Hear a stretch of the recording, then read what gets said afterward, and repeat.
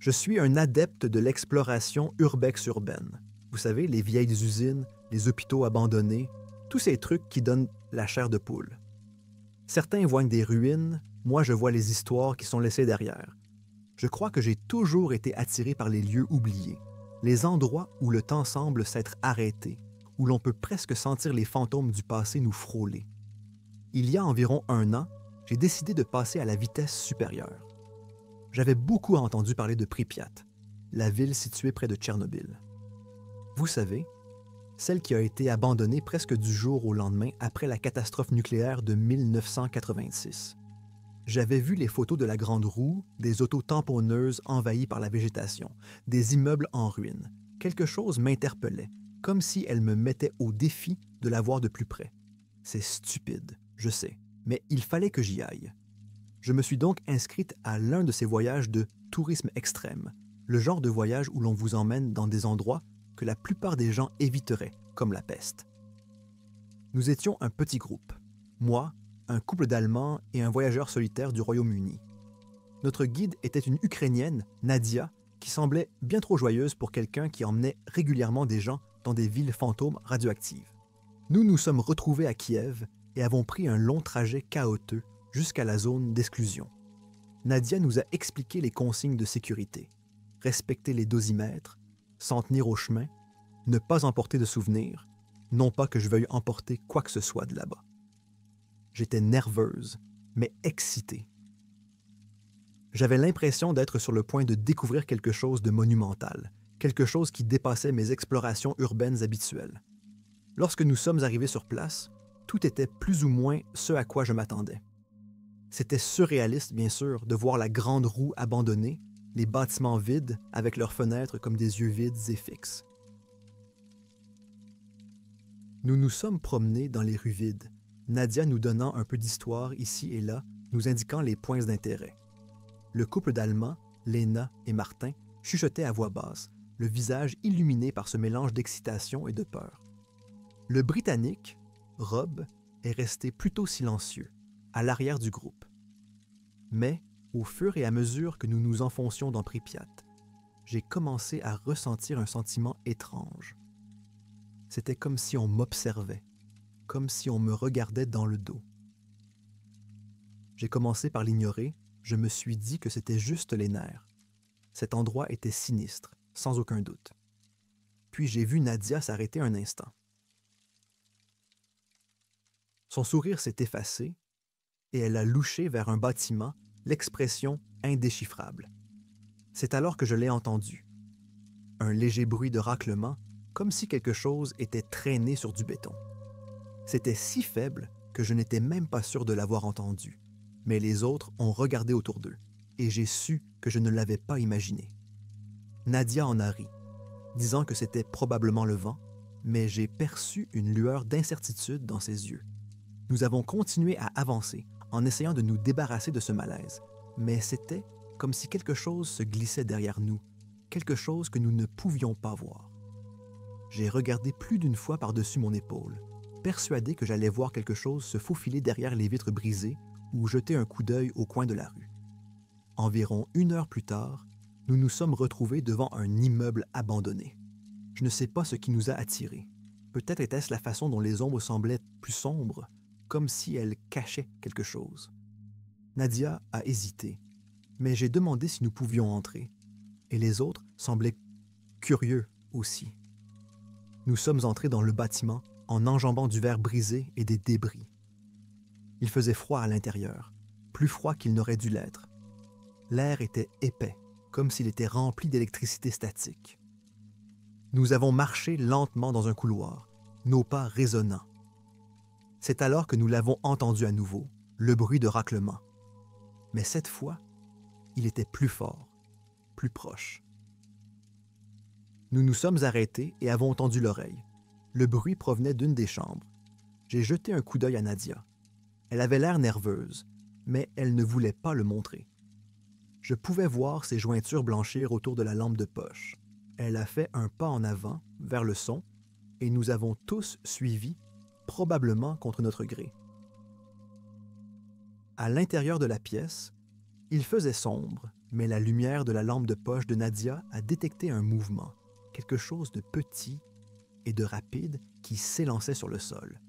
Je l'ai à peine vu avant qu'il ne disparaisse dans l'ombre. Mon cœur battait la chamade, mais je me suis convaincu que ce n'était qu'un rat ou un autre petit animal. Puis en scrutin de dire de Dieu, puis dans un coin, quelque chose s'est déplacé. J'ai d'abord cru qu'il s'agissait d'un tas de chiffons ou d'un mannequin défiguré, mais il a bougé à nouveau, et j'ai compris qu'il s'agissait de quelque chose de vivant. Sa peau était pâle, presque translucide, tendue sur une armature décharnée. Ses membres étaient trop longs, ses articulations pliées à des angles étranges. Et ses yeux? Ils étaient grands, noirs, et nous regardaient droit dans les yeux. Pendant un instant, aucun de nous n'a bougé. Nous étions figés, le souffle coupé.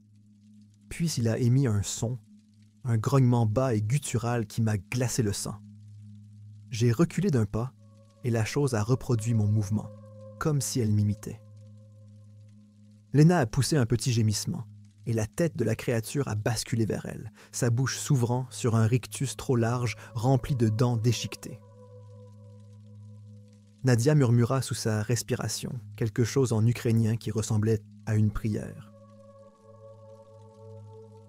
Elle recula lentement hors de la pièce, nous faisant signe de la suivre. Nous l'avons fait, lentement, en essayant de ne pas faire de mouvements brusques. Mais au moment où nous sommes entrés dans le couloir, la chose s'est élancée vers l'avant, se déplaçant à quatre pattes à une vitesse qui ne semblait pas possible. Je ne me souviens pas beaucoup de ce qui s'est passé ensuite. J'ai juste couru, le cœur battant, et entendu un cri, peut-être le mien, peut-être celui de quelqu'un d'autre. Nous sommes sortis du bâtiment et avons regagné la rue, à bout de souffle. Je pensais que nous étions en sécurité. Je pensais que c'était fini. C'est alors que nous avons entendu le bruit de raclement, encore une fois, cette fois-ci en provenance des toits. J'ai levé les yeux et ils étaient plus nombreux. Des douzaines, peut-être des centaines, perchés sur les bords des bâtiments en ruine, nous fixant de leurs yeux vides et sans âme. Nadia a juré sous sa respiration et a commencé à nous pousser vers la camionnette. Nous avons couru, sans oser regarder en arrière, le bruit des raclements et des grognements devenant de plus en plus forts. Nous avons atteint la camionnette et Nadia a tâtonné avec les clés, ses mains tremblant. Pendant un instant, j'ai cru qu'elle allait les laisser tomber, mais elle a réussi à ouvrir la porte et nous nous sommes tous entassés à l'intérieur. Nous sommes partis en trombe et j'ai ressenti un bref moment de soulagement. Mais alors que nous roulions dans les rues abandonnées, j'ai réalisé que les choses nous suivaient de toujours. Je les voyais dans l'ombre, se faufilant entre les bâtiments, se déplaçant à une vitesse anormale. Nous ne nous sommes pas arrêtés avant d'atteindre le poste de contrôle à la limite de la zone d'exclusion. Nadia a sauté dehors et a commencé à crier aux gardes, leur racontant ce qui s'était passé. Ils avaient l'air sceptiques, mais l'un d'eux a jeté un coup d'œil par-dessus mon épaule et son visage est devenu pâle. Je me suis retourné et je les ai vus, debout à la lisière des arbres, en train de nous observer. Ils ne se sont pas approchés, mais ils ne se sont pas éloignés non plus. Les gardes nous ont fait passer et nous ne nous sommes pas arrêtés avant d'être à des kilomètres de là, dans une petite ville à l'extérieur de la zone. Les autorités ont recueilli nos déclarations, mais je ne pense pas qu'elles nous aient vraiment cru. Ils nous ont dit de ne pas parler de ce que nous avions vu, qu'il s'agissait probablement d'un animal, ou que notre imagination nous jouait des tours. Mais je sais ce que j'ai vu, nous le savions tous. J'ai pris l'avion pour rentrer chez moi le lendemain. Je n'ai parlé à personne de ce qui s'est passé jusqu'à présent. J'ai essayé d'oublier, de mettre ça sur le compte du stress ou de la paranoïa, mais je n'arrive pas à me débarrasser du sentiment qu'ils sont toujours là, à regarder, à attendre. Je continue à faire des cauchemars. Je me réveille avec des sueurs froides, le cœur battant, persuadé d'entendre à nouveau ce bruit de raclement juste derrière ma fenêtre. Je ne sais pas ce qu'étaient ces choses, mais elles étaient réelles. Et elles sont toujours là. Alors, si vous envisagez de visiter Tchernobyl, d'explorer Pripyat, ne le faites pas. Certains endroits sont abandonnés pour une bonne raison. Il vaut mieux laisser certaines choses dans l'oubli.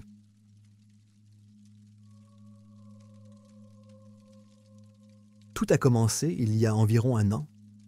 J'ai toujours été fasciné par les lieux abandonnés. Les vieilles usines, les villes fantômes, le genre d'endroit où la nature a commencé à reprendre le dessus et où tout est dans ce délabrement étrange et silencieux. J'avais vu des millions de photos de Pripyat, la ville située près de Tchernobyl, où le temps semblait s'être figé à ce moment terrible qui a suivi la catastrophe du réacteur nucléaire en 1986. J'avais regardé tous les documentaires, lu tous les rapports, et quelque chose en moi a fait tilt. Je devais le voir de mes propres yeux. Je sais que cela peut paraître stupide, mais je me suis dit que si je faisais une visite guidée, tout irait bien. J'en ai réservé une auprès d'une société spécialisée dans le tourisme extrême. Nous n'étions que 4.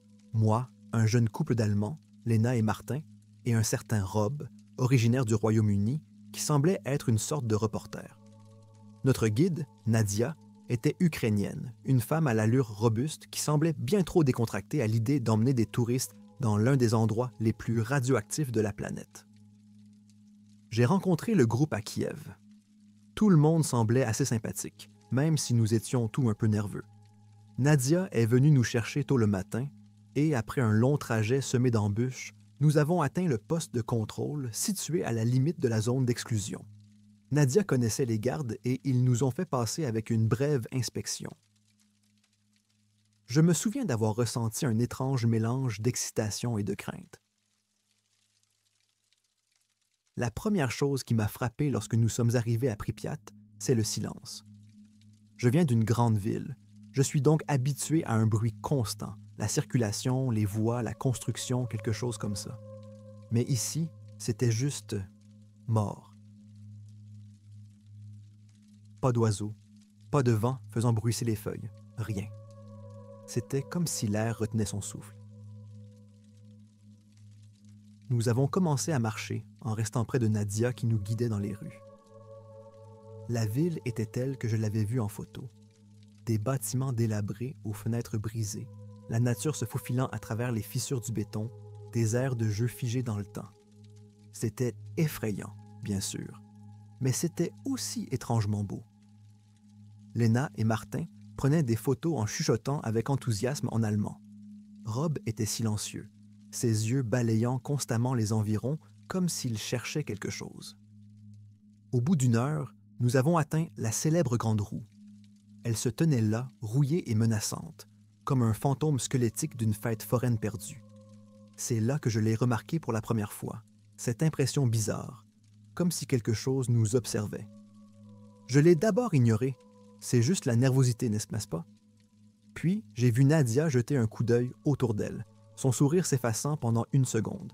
Elle a remarqué que je l'observais et s'est rapidement retournée vers le groupe, en essayant de garder un ton joyeux. Elle commença à nous parler du parc d'attractions, comment il était censé ouvrir quelques jours seulement après la catastrophe. Mais je n'écoutais pas vraiment. Je regardais autour de moi, essayant de me débarrasser du sentiment que nous n'étions pas seuls. J'ai surpris Rob en train de faire la même chose. Il m'a fait un signe de tête, comme s'il le sentait aussi. Puis nous l'avons entendu, le premier son. Il était faible, comme un raclement ou une traînée lointaine, provenant d'un des bâtiments derrière nous. Lena a sursauté, agrippant le bras de Martin, qui a marmonné quelque chose en allemand qui ressemblait à « juste le vent ».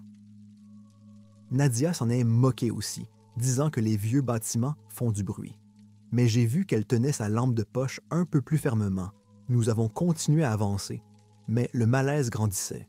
Je continuais à entendre des choses, un léger bruit de pas, un léger bruit sourd, comme si on renversait quelque chose. Nous avons atteint un immeuble en ruine, et Nadia a hésité à l'entrer. Je ne sais pas pourquoi j'ai suggéré que nous entrions. Peut-être que je voulais juste me prouver qu'il n'y avait pas de raison d'avoir peur. Nadia a accepté, à contre-cœur, et nous sommes entrés. L'air était froid, plus froid qu'il n'aurait dû l'être. Je pouvais voir mon souffle devant moi, et l'odeur était épaisse avec de la moisissure et quelque chose d'autre, quelque chose de métallique. Nous avons marché dans un couloir étroit, nos pas résonnants. Chaque pas me semblait durer une éternité, comme si le couloir s'étirait de plus en plus. Nous avons atteint une porte d'appartement qui sortait de ses gonds. Nadia a braqué sa lampe de poche à l'intérieur, et c'est là que je l'ai vue. Un mouvement, juste un éclair rapide de quelque chose qui s'élançait à travers la pièce. Au début, j'ai pensé que c'était juste un effet de lumière, mais ensuite je l'ai entendu. Un sifflement bas et grondant, presque comme une voix humaine essayant d'émettre un son animal. Une partie de moi voulait courir, mais une autre partie était figée sur place, fixant l'obscurité. C'est alors que je l'ai vu. Dans le coin, à moitié caché dans l'ombre, quelque chose était accroupi. Il avait l'air presque humain, mais mâle. Sa peau était pâle et tendue, étirée sur ses os comme si elle était trop petite pour son corps. Ses membres étaient longs, anormalement fins, et ses doigts se terminaient par ce qui ressemblait à des griffes. Ce sont ses yeux qui m'ont le plus interpellé. Ils étaient noirs, profonds et vides, comme s'il s'agissait de regarder dans le vide. Il nous a fixés un moment, sans cligner des yeux, puis il a bougé. Vite. Trop vite. Nadia a crié quelque chose et nous avons reculé hors de la pièce, trébuchant les uns sur les autres. Nous nous sommes précipités dans le couloir, et j'ai entendu le bruit de raclement à nouveau, plus fort cette fois, se répercutant sur les murs. Je me suis retourné et je l'ai vu sortir de l'appartement en rampant, se déplaçant à quatre pattes comme une sorte d'araignée tordue. Je jure que je pouvais l'entendre respirer, un son bas et rauque qui m'a donné des frissons. Nadia nous a crié de courir, et nous l'avons fait, sortant de l'immeuble dans l'air froid et mort des rues de Pripyat. Mais la chose ne s'est pas arrêtée. Elle nous a suivis, restant dans l'ombre, se déplaçant à une vitesse anormale.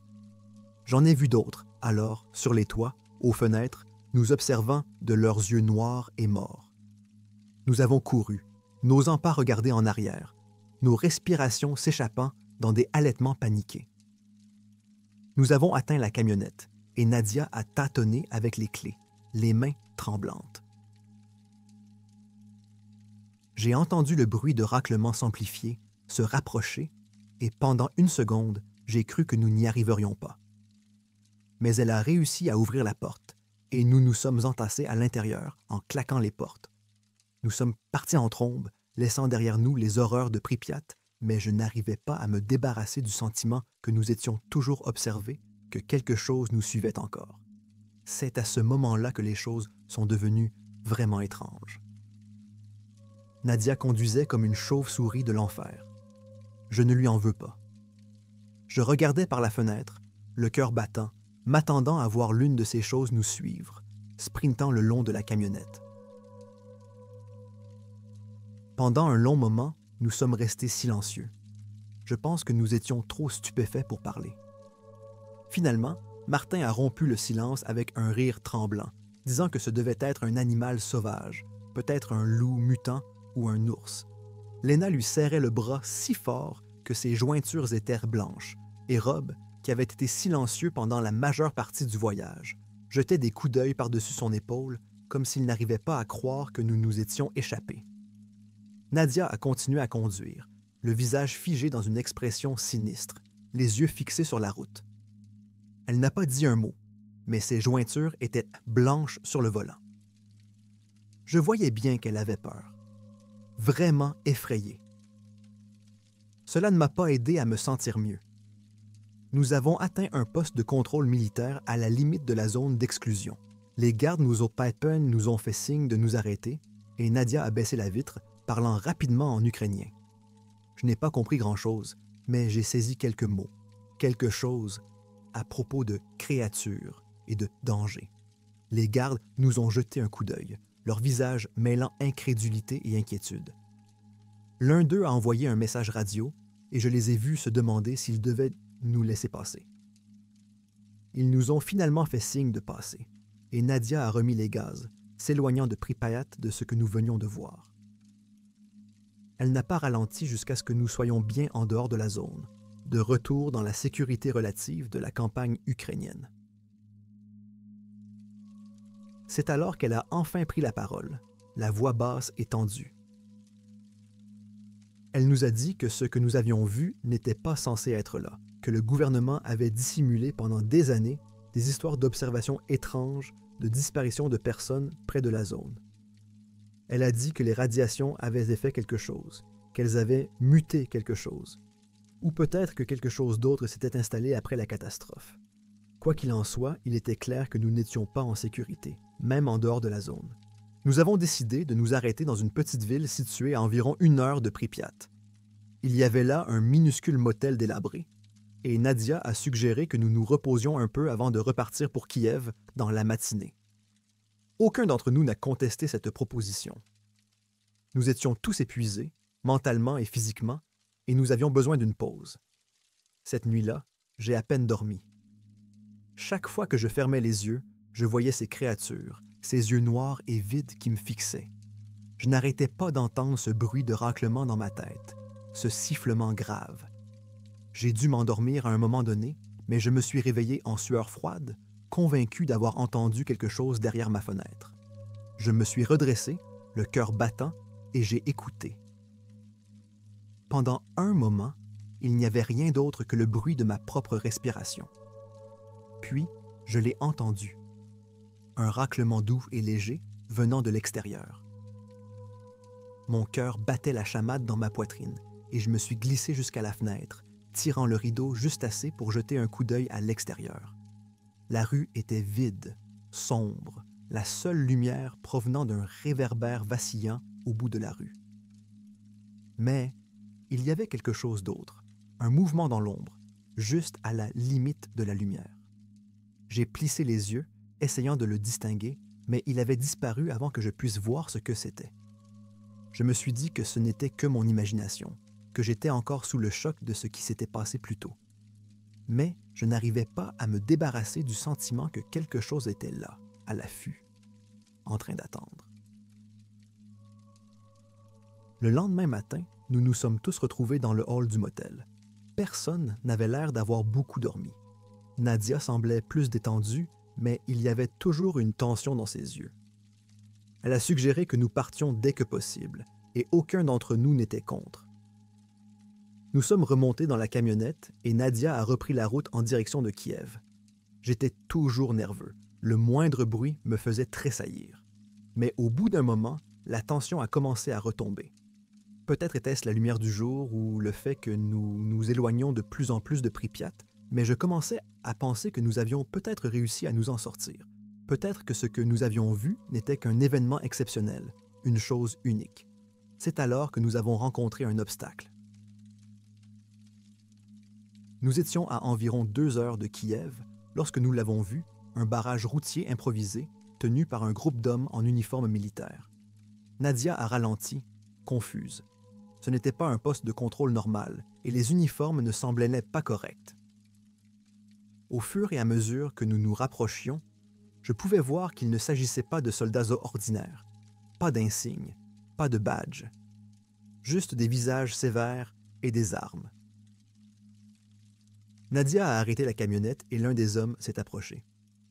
Il lui a parlé en ukrainien, d'une voix froide, et j'ai vu son visage se crisper. Elle a jeté un coup d'œil vers nous et j'ai su que quelque chose n'allait pas. L'homme nous a regardés, puis a fait signe à Nadia de sortir de la camionnette. Elle a hésité, mais il a légèrement levé son arme et elle n'a pas eu le choix. Elle est sortie et ils ont commencé à parler à voix basse. Je ne pouvais pas entendre ce qu'ils disaient, mais le langage corporel de Nadia m'a dit tout ce que j'avais besoin de savoir. Elle avait peur. Au bout de quelques minutes, l'homme a aboyé quelque chose et 2 autres soldats se sont avancés, ont ouvert la porte du fourgon et nous ont ordonné de sortir. J'ai essayé de garder mon calme, mais mon cœur battait la chamade. Ils n'avaient pas l'air d'être là pour nous aider. Ils avaient l'air d'être là pour s'assurer que nous n'allions pas plus loin. Nous sommes restés sur le bord de la route, les mains levées, pendant qu'ils fouillaient la camionnette.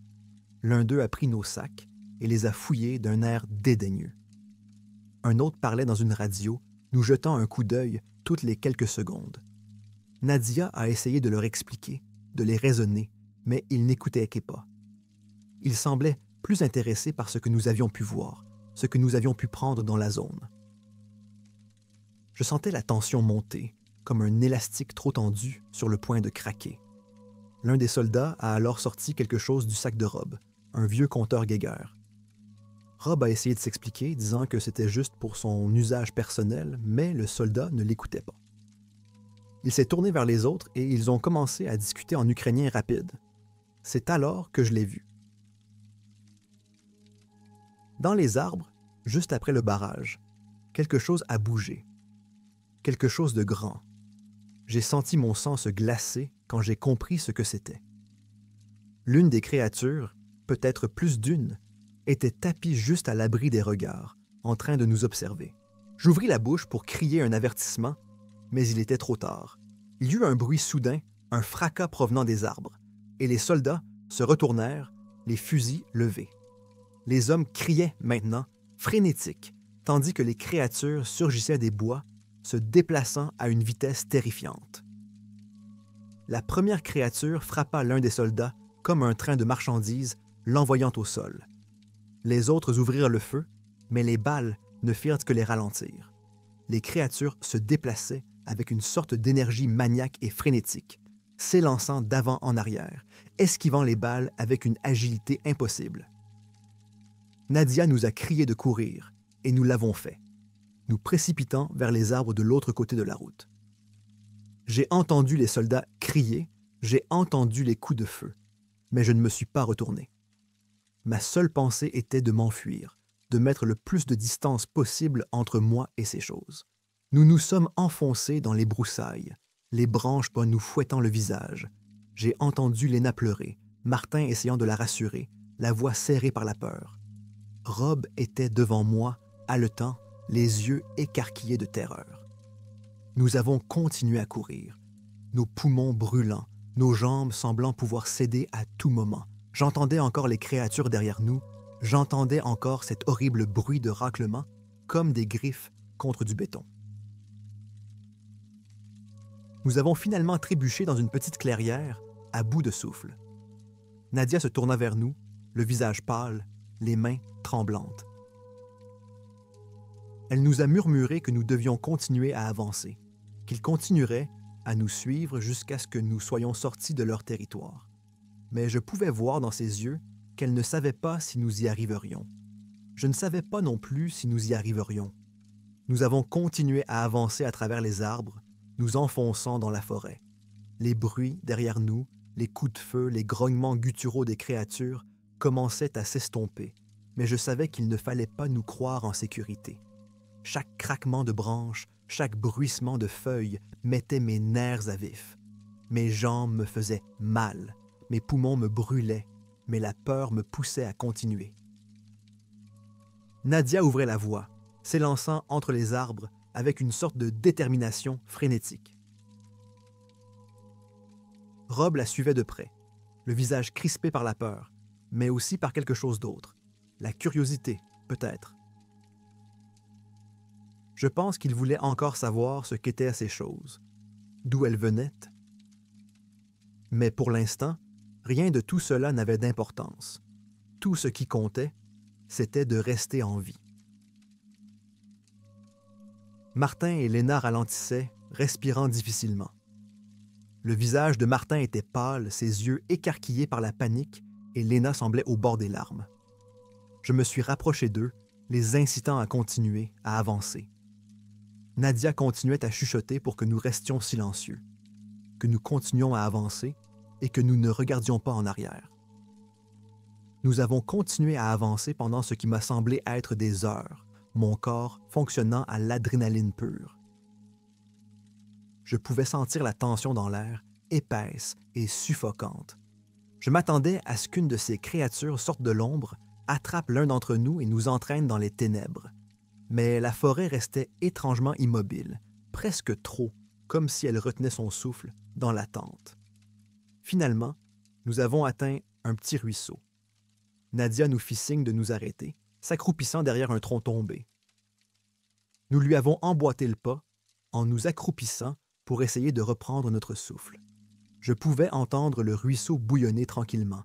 Le son était presque apaisant dans le silence. Pendant un instant, j'ai eu l'impression que nous les avions peut-être perdus. Mais Nadia n'était pas convaincue. Elle continuait à regarder autour d'elle, ses yeux passant d'un arbre à l'autre. Elle nous a fait signe de rester silencieux, d'écouter. J'ai tendu les oreilles, essayant d'entendre quoi que ce soit par-dessus les battements de mon cœur. Puis je l'ai entendu, un bruissement doux, presque imperceptible, venant de quelque part derrière nous. Je me suis figé, tous les muscles de mon corps se sont tendus. Le bruissement s'est amplifié, s'est rapproché, et j'ai réalisé avec un sentiment d'écœurement qu'il provenait de tout autour de nous. Nadia m'a jeté un coup d'œil, le visage pâle. Elle a prononcé un seul mot, cours.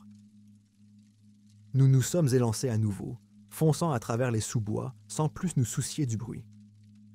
Je pouvais entendre les créatures derrière nous qui avançaient plus vite maintenant, se rapprochant. J'ai jeté un coup d'œil en arrière et j'en ai aperçu une. Sa forme pâle et émaciée se faufilant entre les arbres, ses yeux noirs fixés sur nous. Nous n'avions plus d'option et je le savais. Je sentais la panique monter, menaçant de me submerger. C'est alors que Nadia a crié, pointant du doigt vers l'avant. Je l'ai vue, une petite cabane abandonnée, à peine visible à travers les arbres. Elle ne ressemblait pas à grand-chose, mais c'était mieux que rien. Nous avons sprinté vers la cabane, l'adrénaline nous donnant une dernière poussée de vitesse. J'atteignis la porte en premier et la frappai d'un coup d'épaule.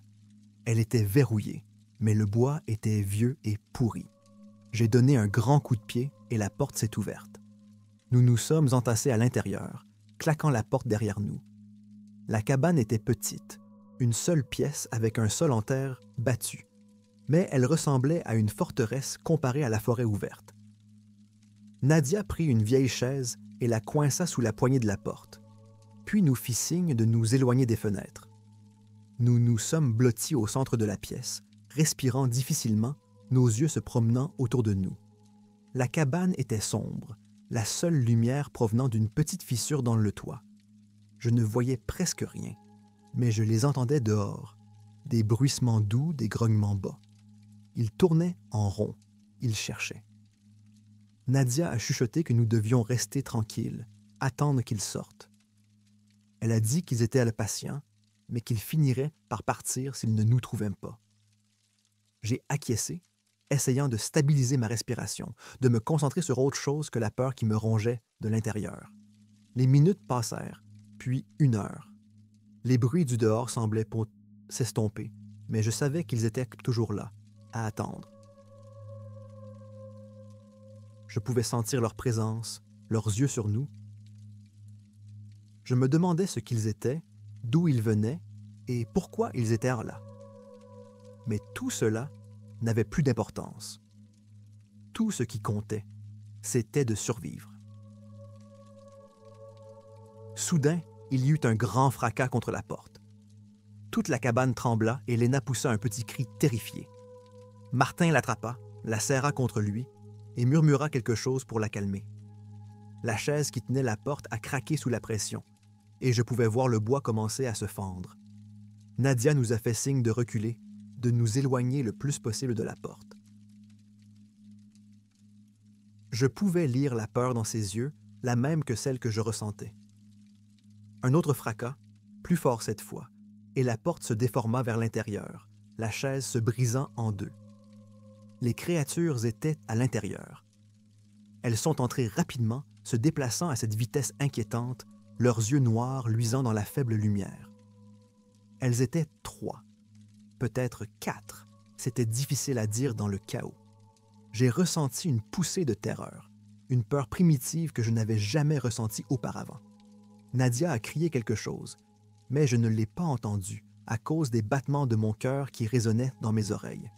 J'ai attrapé la chose la plus proche que j'ai pu trouver, un morceau de bois cassé, une massue de fortune, et les balancer sauvagement alors qu'une des créatures s'élançait vers moi. Je la frappai au visage, et elle recula en sifflant, mais ce n'était pas suffisant pour l'arrêter. Ils étaient rapides, trop rapides. Martin et Rob essayaient d'en repousser une autre, utilisant tout ce qu'ils pouvaient trouver comme arme. Léna hurlait, plaquée contre le mur, les yeux écarquillés de terreur. J'ai vu Nadia prendre quelque chose dans son sac, une fusée éclairante. Elle l'a pointée sur l'une des créatures et a tiré. La fusée a explosé dans un éclat de lumière rouge, frappant la créature en pleine poitrine. Elle poussa un horrible cri guttural, sa peau pâle s'enflamma et elle recula en se débattant sauvagement. Les autres ont reculé, sifflant et grognant, et pendant un instant, j'ai cru que nous avions une chance. Mais le feu a commencé à se propager. Le vieux bois sec de la cabane prenait rapidement, les flammes léchaient les murs et la fumée envahissait l'air. Nadia nous a crié de sortir et nous nous sommes précipités vers la porte, esquivant la créature en flammes qui se tordait sur le sol. Nous sommes sortis de la cabane, haletants, trébuchant les uns sur les autres. Les créatures étaient toujours proches, mais le feu les avait distraites, nous donnant un répit momentané. Nadia m'a attrapé le bras, me tirant vers les arbres, criant que nous devions aller à la rivière. Nous avons couru à nouveau, la fumée remplissant nos poumons, nos yeux piquants. Je pouvais entendre les créatures derrière nous, toujours en train de grogner, toujours en train de nous poursuivre. Mais j'entendais aussi le crépitement du feu qui se propageait dans les arbres, et je savais que nous n'avions pas beaucoup de temps. Nous avons atteint la rive, haletants, désespérés. L'eau était froide et rapide, mais c'était notre seule chance. Nadia nous a crié de sauter, et sans réfléchir, j'ai plongé dans l'eau glacée. Le courant était fort, m'entraînant vers l'aval, mais j'ai lutté contre lui, en donnant des coups de pied et en pagayant du mieux que je pouvais. J'entendais Léna et Martin derrière moi, qui éclaboussaient, luttant pour rester à flot. Rob était devant, avançant à une vitesse surprenante. Nadia était à mes côtés, le visage déterminé. Nous nous sommes laissés porter par la rivière, nous déplaçant au gré du courant, loin du feu, loin des créatures.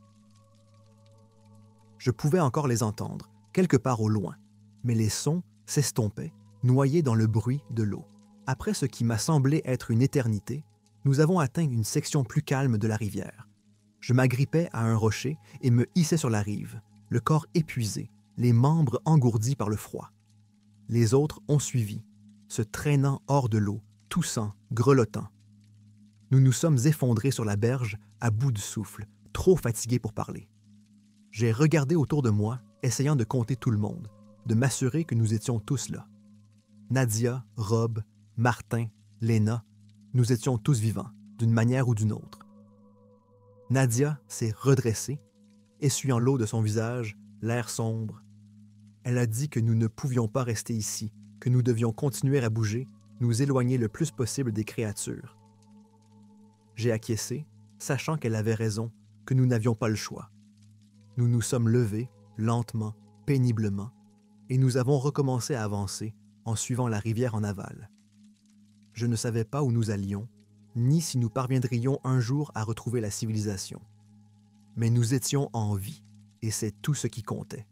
Nous avons marché pendant des heures, peut-être des jours, c'était difficile à dire. La forêt semblait sans fin, les arbres s'étendaient à l'infini. Nous étions tous épuisés, le corps endolori, l'esprit engourdi par la peur et la fatigue. Mais nous avons continué à avancer, poussés par le simple besoin de survivre. Nadia nous gardait sur la bonne voie, nous guidant avec un sens du but que je n'arrivais pas à comprendre. Elle semblait savoir où nous allions, même lorsque nous étions tous perdus. Je n'ai pas demandé comment. J'ai simplement suivi, confiant qu'elle savait ce qu'elle faisait. Finalement, nous sommes tombés sur un chemin de terre, envahi par les mauvaises herbes et à peine visible à travers les arbres. Nadia nous a dit qu'il nous ramènerait à un village, un endroit où nous pourrions trouver de l'aide. Nous l'avons suivi, nos pas lents et lourds, nos yeux scrutant constamment les arbres à la recherche d'un quelconque signe de mouvement. La route semblait s'étirer à l'infini, serpentant à travers la forêt comme un serpent. Je m'attendais à voir l'une des créatures, à entendre cet horrible bruit de raclement. mais la forêt restait silencieuse, trop silencieuse. Après ce qui m'a semblé être une éternité, nous avons vu une lumière devant nous, une petite cabane, nichée dans les arbres, de la fumée s'élevant de la cheminée. Nadia nous a fait signe de rester en arrière, d'être prudents, mais je pouvais lire le soulagement dans ses yeux. Nous nous sommes approchés prudemment et avons frappé à la porte. Un vieil homme nous a ouvert, le visage ridé, l'œil vif. Il nous a regardés, observant nos vêtements trempés, nos expressions terrifiées. Puis il a hoché la tête, s'écartant pour nous laisser entrer. Il n'a pas posé de questions. Il nous a simplement offert des couvertures, de la soupe chaude et un endroit pour nous reposer. Nous n'avons pas eu besoin de nous expliquer. Il savait d'où nous venions, ce que nous avions vu. Il l'avait vu lui aussi, une fois, il y a longtemps. Assis près du feu, sentant la chaleur s'infiltrer à nouveau dans mes os, j'ai réalisé que nous étions en sécurité, du moins pour l'instant. Nous nous en étions sortis, d'une manière ou d'une autre. Mais je savais que je n'oublierais jamais ce que nous avions vu, ce que nous avions vécu. Et je savais, au fond de moi, que les créatures étaient toujours là, tapis dans l'ombre, attendant le prochain groupe d'imbéciles qui s'aventurerait trop loin sur leur territoire. Nous sommes restés dans la cabane un jour, peut-être 2, avant qu'un camion n'arrive pour nous ramener à Kiev.